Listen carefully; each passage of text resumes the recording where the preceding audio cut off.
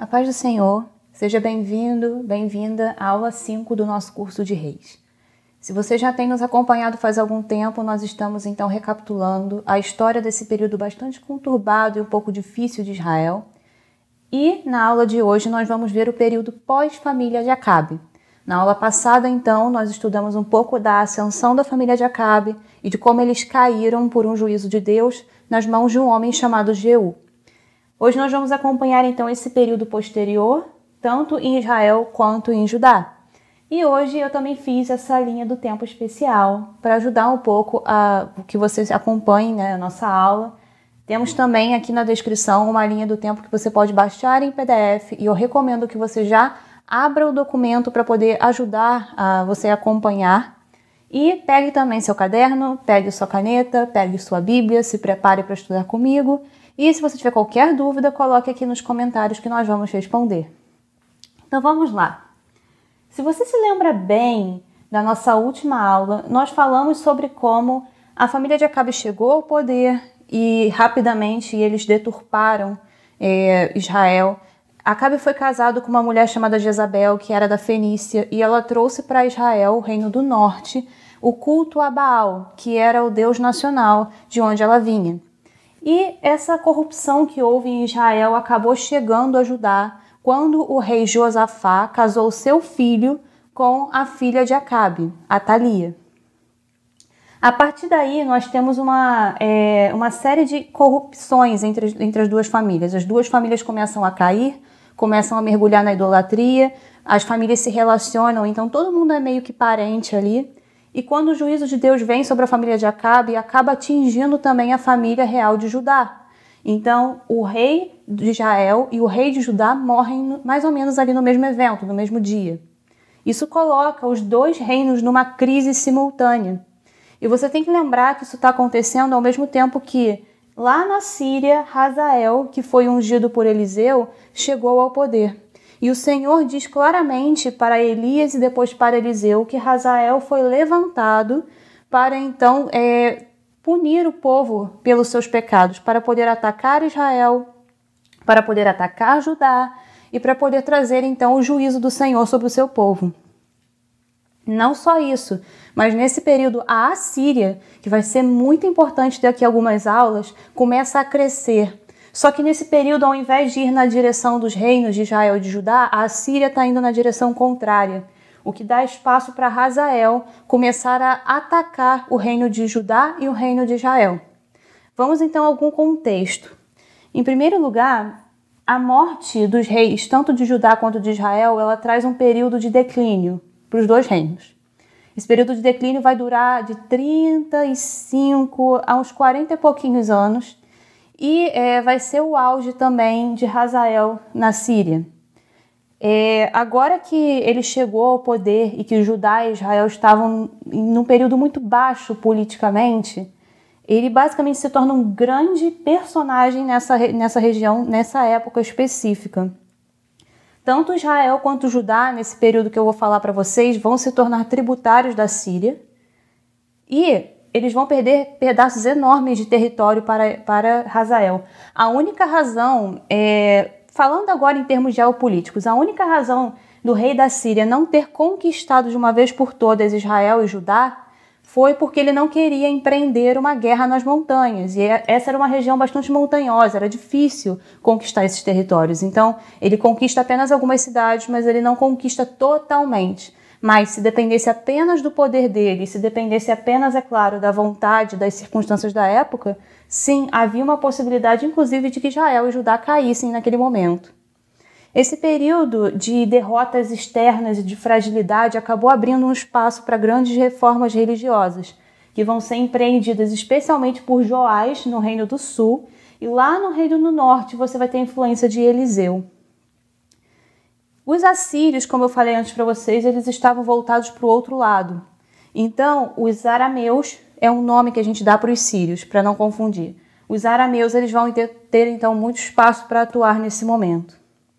Então, vamos começar de onde nós paramos. Se você não assistiu a aula anterior, volte agora, assista, porque nós vamos continuar exatamente do ponto que paramos lá. Como disse para vocês antes, o rei de Judá e o rei de Israel vão morrer no mesmo evento, mortos por Jeú, que foi então ungido por Eliseu como novo rei de Israel. Assim que a mãe do rei que morreu fica sabendo disso, Atalia nesse caso, ela resolve dar um golpe e tomar o poder em Judá. Então, o que ela faz basicamente? Ela manda matar toda a família real, manda matar todo mundo. Essa era uma forma de garantir que ninguém ia questionar a ascensão dela ao poder. Provavelmente Atalia, que era a filha de Acabe, ela já desfrutava de um papel de importância como rainha-mãe, que era uma posição comum naquela época. Então ela já tinha uma influência muito grande nas questões políticas. E esse golpe, então, foi relativamente fácil para ela. Só que nessa matança da família real, um menino, o filho de Acasias, o rei que morreu, ele é poupado. Joás, ele era um bebezinho, uma criança muito pequena, e ele vai ser salvo pela tia dele, Jeoseba, nome complicado, que era irmã de Acasias, o rei que morreu. E ela era também esposa de Joiada, o sacerdote.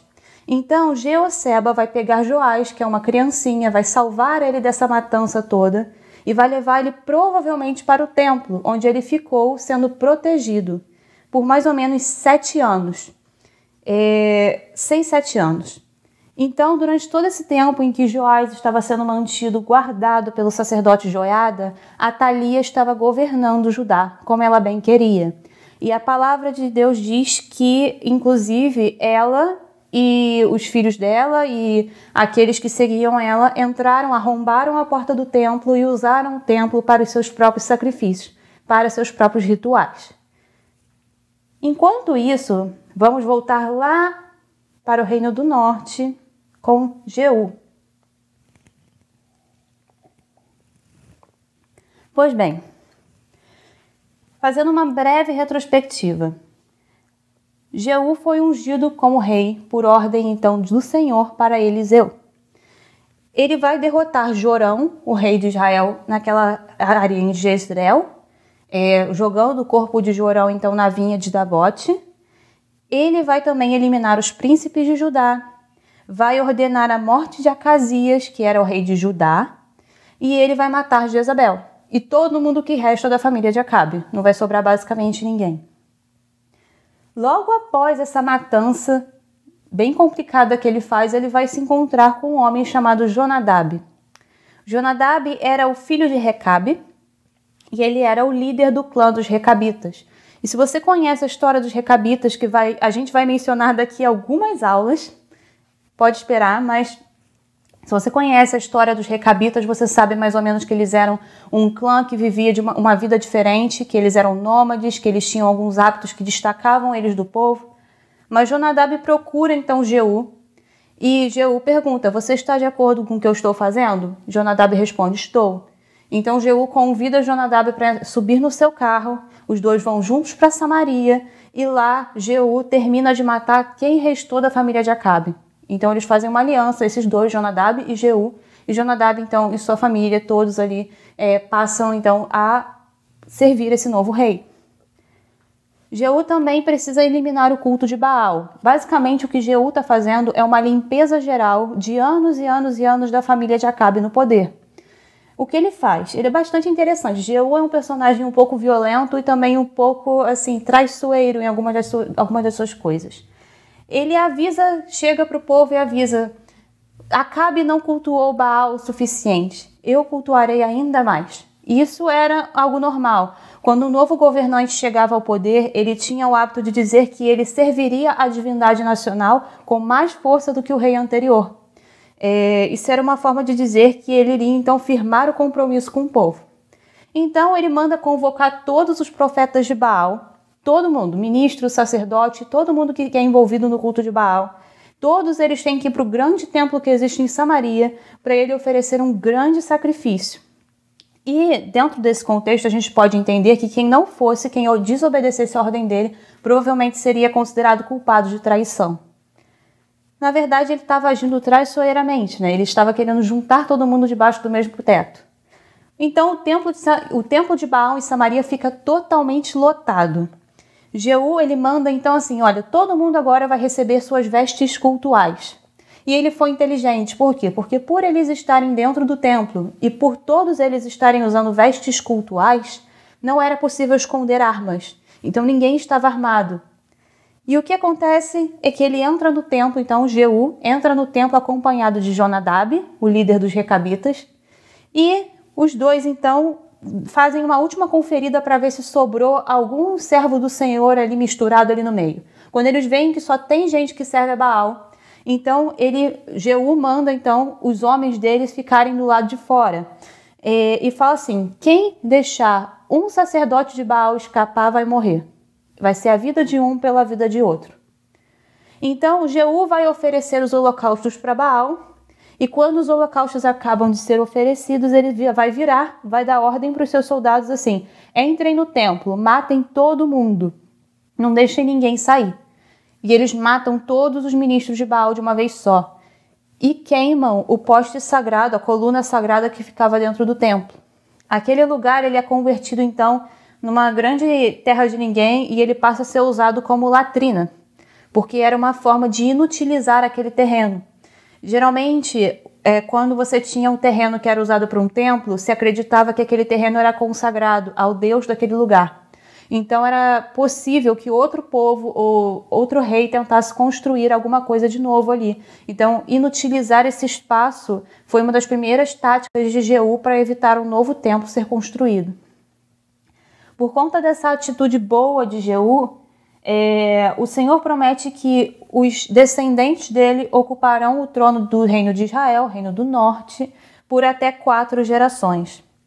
E a princípio vai tudo bem na vida de Jeú, mas ele vai abrir mão no final do seu reinado, então da fé, do compromisso que ele tinha.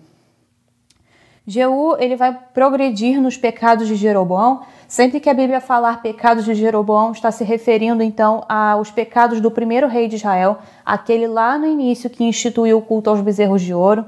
Inclusive, Jeú vai pegar esses bezerros de ouro feitos por Jeroboão e ele vai adorar esses bezerros de ouro em Betel e em Dan, que foram justamente as cidades que Jeroboão lá no início transformou em cidades religiosas. Naqueles dias, o Senhor vai começar a reduzir o tamanho de Israel. Lembra do que eu falei? Hazael, da Síria, ele está ganhando muito destaque agora. E ele começa então a pegar pedaços de terra, atacar, roubar cidades, saquear cidades. E Israel começa a diminuir. Jeú vai morrer então vendo esse cenário. E ele vai ser sepultado em Samaria, sendo então sucedido pelo seu filho Jeoacás. Mas antes da gente falar de Jeoacás, a gente precisa dar uma voltada lá para a história de Judá. Vocês lembram então que Atalia tinha chegado ao poder matando todo mundo e que Joás, o filho de Acasias, o rei que morreu lá no Reino do Norte junto com o outro, Joás está escondido. Então, no 7º ano depois que Atalia tomou o poder, o sacerdote Joiada começa a botar em marcha o seu plano. Então, a primeira coisa que ele faz é chamar os líderes dos batalhões de Sem e dos Cários, que eram mercenários da Ásia Menor. Ele chama todos aqueles líderes de guardas de tudo, faz um acordo com eles dentro do templo do Senhor. Basicamente, ele manda um grupo fica aqui, o outro grupo vigia o palácio, um grupo vigia a porta da cidade, vamos espalhar todo mundo aqui, e 2 companhias de 100 vão ficar no templo para proteger a vida do rei. Todos os que tentarem se aproximar de Joás vão ser mortos. Então, esses líderes do batalhão de 100, eles seguem esse plano, e Joiada dá para eles, então, os escudos e as lanças que haviam pertencido ao rei Davi e que estavam guardados no templo. Joiada coloca Joás, o futuro rei, que ele tinha apenas 7 anos de idade, ele era uma criança. Coloca ele então para fora, bota uma coroa na cabeça do menino, dá para ele uma cópia da aliança e o unge como rei. E o povo começa a gritar então, viva ao rei. Quando Atalia ela ouve então essa comoção inteira que está acontecendo, ela rasga suas vestes, vai para o templo do Senhor e fica gritando traição, traição. E Joiada então manda que esses líderes dos batalhões levem Atalia para fora do templo, matem ela e se alguém seguir ela, que também seja morto. Quando Atalia morre, finalmente as coisas entram em ordem. Joás então ele se torna rei de Judá. E ele tinha apenas 7 anos, então basicamente Joiada foi uma espécie de regente, ele ajudou a governar nesses primeiros anos. Joiada vai fazer uma aliança entre o Senhor, o rei e o povo. Ele vai promover uma reforma religiosa, vai derrubar o templo de Baal, vai despedaçar os altares, os ídolos e vai matar o sacerdote de Baal, Matã, na frente dos altares. Ele vai levar então o rei, o Joás, que era uma criancinha, para sentar no trono real. E mais tarde, quando Joás fica mais velho, ele vai separar 2 mulheres para ele, com quem ele vai ter então os filhos que o sucederão. Anos e anos depois, nós vamos ter também o nascimento de Amazias, que vai ser o próximo rei de Judá. E agora, gente, uma coisa interessante que a gente precisa entender. Essa linha do tempo está em ordem, mas a gente tem que entender que vários anos se passaram aqui. Por exemplo, Jeoacás, que é então o filho de Jeú, ele vai assumir no 13º ano de Joás. Então, quando Jeoacás, o filho de Jeú, assume o governo, Joás já tem mais ou menos aí mais de 20 anos, tem quase 30 anos mais ou menos. Então, durante todo esse período, Joás vai, na verdade, viver durante muitos governos. Voltando, então, à nossa narrativa aqui. Assim que Jeoacás assume o trono em Israel, Joás vai começar lá no sul uma reforma religiosa muito, muito importante. Lembra do que eu falei? Esse é um período de crise. Inclusive, o nome dessa aula é Crise e Reparação. Então, esse período de crise externa vai, então, levar a uma reforma religiosa. Joás, já um homem de 30 e poucos anos de idade, decide que está na hora de fazer reparos no templo do Senhor. Naquela época, o templo ele era o centro da cultura nacional, da economia, da sociedade, tanto em Israel, quanto em Samaria, quanto em toda a Mesopotâmia. Geralmente se acreditava que o templo ele era a morada da divindade, e a divindade protetora da cidade.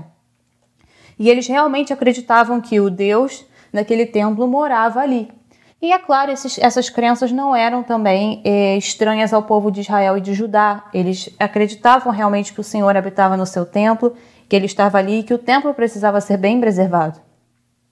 O governante da cidade ele tinha a obrigação de cuidar do templo, de suprir as necessidades, de manter o templo bem reformado. Isso era tão importante quanto conquistas militares.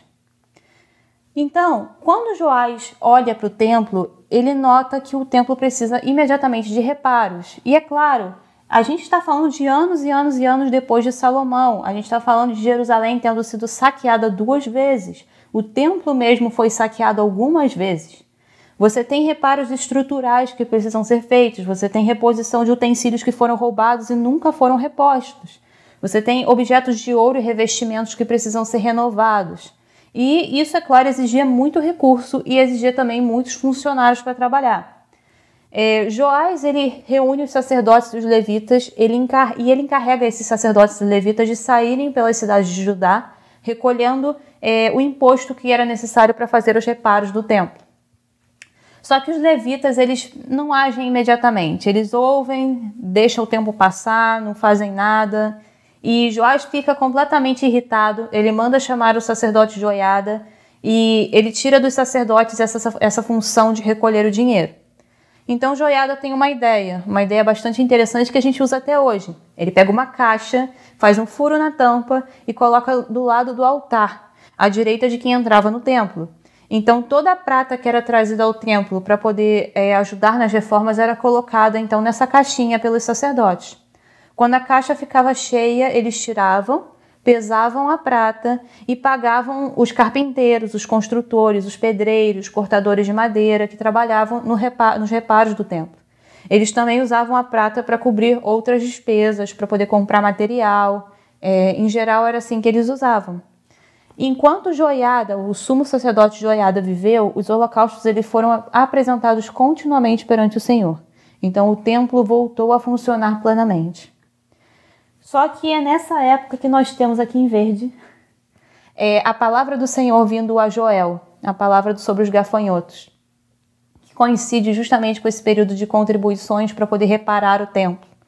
E se eu não vou mencionar agora em detalhes as palavras de Joel, porque requer toda uma análise, mas se você quiser, você pode pausar esse vídeo agora, pegar sua Bíblia e ler o livro de Joel, que é bem pequenininho, e você vai ter uma ideia mais ou menos do que estava acontecendo em Judá nessa época e por que Joel trouxe essa palavra. Mas o que vai acontecer basicamente é que Israel vai sofrer uma breve devastação e mais tarde vai ser restaurada. Inclusive, gente, se vocês me virem alguma hora falando Israel e Judá e trocando os nomes, a própria Bíblia às vezes faz isso. Às vezes na Bíblia você vai ver Judá sendo chamado de Israel. Mas, pois bem, Joiada vai viver muito tempo. Ele vai viver 130 anos. E durante todos os anos que ele viver, Joás vai vai governar bem e vai fazer então a vontade de Deus. Mas é claro que isso não durou para sempre. Antes de nós entrarmos na queda de Joás, se eu posso dizer assim, nós precisamos dar uma olhadinha no que está acontecendo com o filho de Jeú, Jeoacás. Pois bem, se você estiver com a sua linha do tempo aqui, agora será uma boa hora para você conferir. Enquanto tudo isso está acontecendo lá no Reino do Sul, enquanto Joás está fazendo uma grande reforma no templo, enquanto Joel está trazendo a palavra do Senhor para o reino de Judá, você tem então o filho de Jeú, Jeoacás, reinando. E a Bíblia fala, como de praxe, que ele vai seguir os caminhos de Jeroboão.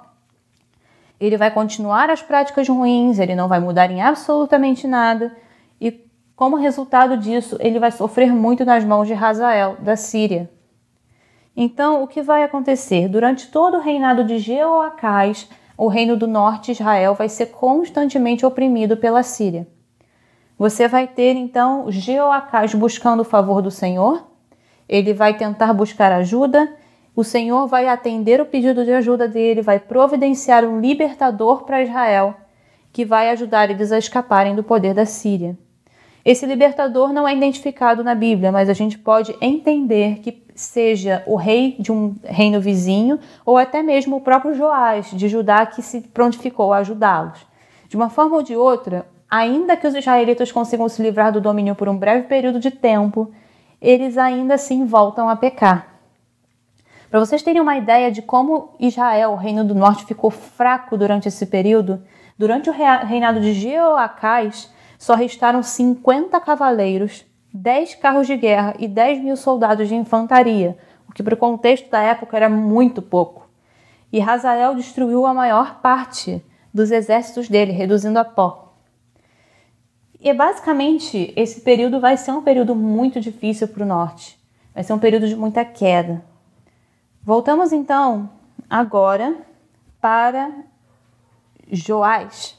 Como nós estamos falando, Joiada, o sacerdote, vai morrer com 130 anos de idade. Enquanto ele viveu, Joás, o rei de Judá, ele serviu ao Senhor e ele andou nos caminhos corretos. Mas depois que Joiada morre, Joás ele então vira a cabeça completamente. Os líderes de Judá eles vão falar com o rei, eles lhe prestam reverência. Joás vai aceitar tudo o que eles dizem, eles vão abandonar o templo do Senhor, vão começar a prestar culto aos postes sagrados e aos ídolos, e o Senhor vai enviar vários profetas ao seu povo, mas eles vão, é claro, ignorá-los completamente. O que vai acontecer é que Hazael, o rei da Síria, que também está oprimindo Israel nesse mesmo período, vai se voltar para Judá e vai decidir atacar Jerusalém. Mas Joás, quando ele fica sabendo, ele vai pegar todos os objetos que foram consagrados pelos seus antepassados, os objetos de Josafá, de Jeorão e de Acasias, e os objetos que ele mesmo consagrou. Ele vai juntar com o ouro que ele vai tirar do depósito do templo, e ele vai tirar o ouro também do próprio palácio e enviar tudo para Hazael como forma de tributo. Após esse evento, Hazael vai desistir de atacar Jerusalém. Mas Judá vai se colocar numa posição de vassala da Síria. Nesse mesmo momento, nós vamos ter também o nascimento do rei Uzias, que nós vamos falar na próxima aula. Pois bem, enquanto tudo isso está acontecendo lá no reino do sul, Judá, né? Nós temos então o começo do governo de Jeoás. Jeoás, então, o filho de Jeoacás, vai começar a governar junto com o pai. Geralmente acontece bastante isso na Bíblia. Um rei começa a governar, então, com o pai. Mais ou menos nessa época, então, Jeoás começa a reinar junto com Jeoacás. Joás, enquanto isso, está governando. Ele reina por mais ou menos 40 anos, então é bastante tempo. Pois bem, o filho do sacerdote Joiada se chamava Zacarias. Ele é cheio do Espírito de Deus e ele vai lá para frente, no pátio do templo, na frente do povo, e ele traz uma profecia de que o Senhor irá abandonar o povo de Judá como eles o abandonaram. E alguns vão conspirar contra ele, vão chegar para Joás, trazer essa situação, e Joás vai autorizar que Zacarias seja apedrejado até a morte no pátio do templo. Joás não leva em conta tudo que o sacerdote Joiada fez por ele e vai mandar matar o filho dele. Pois bem, Zacarias, antes de morrer, ele clama então diante de todos justiça pela vida dele, pelos erros então de Joás. Na primavera, pouquinho depois disso, a primavera era uma época propícia para guerras, porque como você tinha as colheitas, os soldados eles podiam se alimentar bem nas campanhas. Nessa primavera, então, o exército arameu, que é o exército sírio, ele marcha contra Joás e ele invade Judá e invade Jerusalém, matando todos os líderes do povo. Embora o exército arameu fosse relativamente pequeno comparado com o tamanho do exército de Judá, a Bíblia diz que o Senhor dá vitória à Síria para trazer juízo contra Joás pela morte de Zacarias. Quando tem essa batalha, Joás ele é ferido, ele fica muito machucado, de cama mesmo, e os oficiais dele se aproveitam para poder matá-lo como forma de vingança por ele ter matado Zacarias, o filho do sacerdote Joiada. Então Joás ele é morto com 47 anos pelos seus próprios oficiais e ele é enterrado, mas não no túmulo dos reis. Ele é enterrado apenas na cidade de Davi. Seu filho Amazias, então, é o seu sucessor. Enquanto todas essas coisas estão acontecendo, Jeoás, o filho de Jeú, ele está num momento meio complicado. Ele governa uma parte do tempo junto com o pai, depois o pai dele morre. E quando a situação fica bem feia, Jeoás procura Eliseu. Eliseu nessa época já estava velho, estava doente, e a Bíblia fala que ele estava sofrendo da doença da qual ele iria morrer. Jeoás vai visitar Eliseu, ele chora porque ele sabe que Eliseu é uma coluna ali em Israel. E Eliseu então resolve fazer um último ato. Ele manda então que Jeoás pegue um arco com algumas flechas e que ele abra a janela que dá para o leste e atire. E essa flecha simboliza então a vitória que ele terá sobre a Síria. Em seguida ele manda que o rei pegue as flechas e fique golpeando o chão. Ele golpeia apenas 3 vezes e para. E aí Eliseu fica bastante irritado com ele e diz: assim como você só golpeou 3 vezes, você só terá 3 vitórias sobre a Síria. Se você tivesse golpeado 5 ou 6 vezes, você teria aniquilado aquele povo completamente. Mas como você não teve tanta vontade de golpear o chão como devia, então você só terá 3 vitórias. Eliseu então vai morrer pouco depois disso, morte de Eliseu. Vai ser sepultado e acontece um evento interessante. Alguns anos depois da morte dele, uns homens estavam sepultando alguém ali perto e eles viram tropas moabitas e eles fogem e largam o corpo dentro do túmulo de Eliseu. E quando o corpo cai em cima dos ossos de Eliseu, o homem volta à vida. Então ele tinha poder mesmo depois de morto, né? Pois bem, o que acontece nesse período é que você tem a morte de Hazael, o rei da Síria, e o filho dele, Ben-Hadad, vai ser o seu sucessor. Lembrando que eu falei, Ben-Hadad é um nome muito comum e você vai ver muitos reis da Síria com o mesmo nome.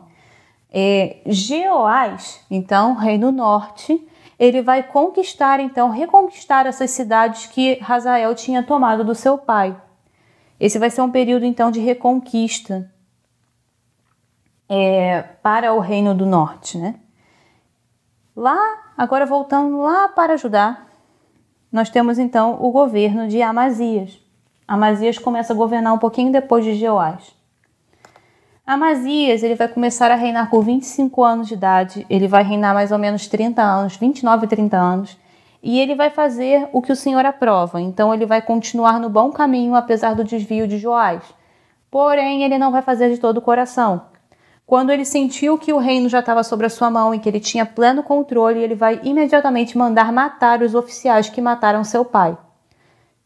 O que ele vai fazer também é colocar todos os exércitos de Judá em prontidão para qualquer situação, para uma possível guerra. Amazias, ele vai fazer uma prática bastante comum naquela época. Ele vai contratar mercenários de Israel, do Reino do Norte, para ajudar ele na campanha militar que ele irá fazer. Ele contrata cerca de 100 mil homens de Israel. Mas um homem de Deus, que a Bíblia não identifica, o adverte contra isso, dizendo: o Senhor não está com Israel, não contrate esses homens para lutarem com você. Então ele dispensa todos esses mercenários que vão embora, então, completamente indignados. Geralmente, o salário de um mercenário ele era composto em grande parte pelos despojos que eles pegavam na guerra. Então eles iam, lutavam a favor daquele contratante e na própria guerra eles recolhiam bens das pessoas, dos soldados que tinham morrido, eles iam pelas cidades, então, tirando tudo o que eles precisavam, e isso era basicamente o salário deles.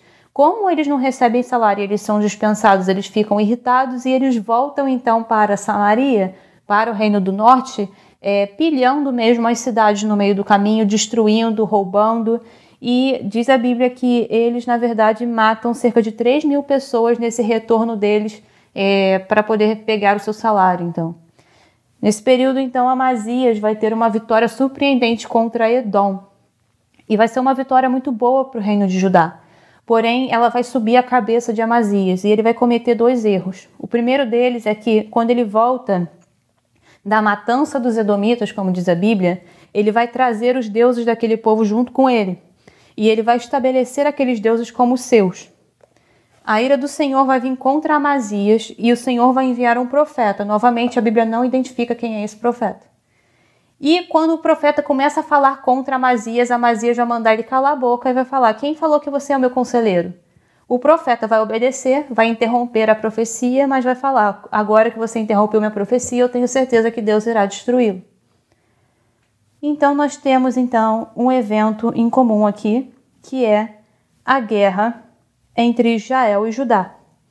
É interessante, eu não coloquei aqui, mas nesse período que vai ter essa guerra, Jeoás já está governando em parceria com seu filho Jeroboão II. Pois bem, como é que se deu essa guerra entre Israel e Judá? Amazias estava muito cheio de si depois que ele venceu Edom. Ele estava se sentindo muito confiante, achando que seus exércitos estavam muito bons, então ele envia mensageiros para Jeoás, o rei do norte, com um desafio: vem me enfrentar.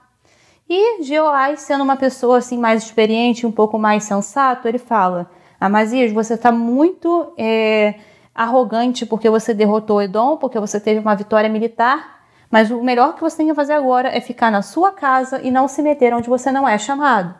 Mas Amazias, ele se recusa a ouvir o rei do norte e ele resolve que vai atacar mesmo assim. O resultado disso é que Judá é derrotado por Israel e os soldados vão todos fugir para casa. Jeoás vai capturar Amazias do sul, derrubar os muros de Jerusalém, todos. Jerusalém vai ser saqueada pela 3ª vez, e ele vai se apoderar de todo o ouro, de toda a prata e de todos os utensílios do templo que haviam estado sob o cuidado de Obed-Edom. E o do Palácio Real também. Ele vai fazer uma série de reféns e ele vai trazer todo mundo de volta para Samaria, para o Reino do Norte. Justamente por causa desse erro estratégico de Amazias, que os oficiais dele vão falar assim: quer saber de uma coisa? Está na hora de botar um fim nisso. E, estando Amazias ainda vivo, eles vão declarar o filho dele, Uzias, que também é referido na Bíblia como Azarias, o próximo rei de Judá. Nós vamos falar sobre o governo de Uzias na próxima aula, porque é um governo muito longo. E é justamente na morte do rei Uzias que a gente começa a falar sobre Isaías. Então, fiquem atentos a isso. Então, vamos recapitular. nós temos essa guerra entre Judá e Israel. Essa guerra é provocada pela arrogância do rei Amazias. Jeoás do norte derrota Amazias, saqueia Jerusalém, leva reféns e no sul, em Judá, os oficiais do rei proclamam então Uzias, o filho de Amazias, como rei sobre Judá, ainda que o pai ainda esteja vivo. Lá no norte, enquanto isso, Jeoás, que venceu essa guerra, é bastante importante, ele vai morrer. A Bíblia também não fala como ele morreu, mas ele vai ser eventualmente sucedido pelo seu filho Jeroboão II. E esse é basicamente o fim da nossa aula.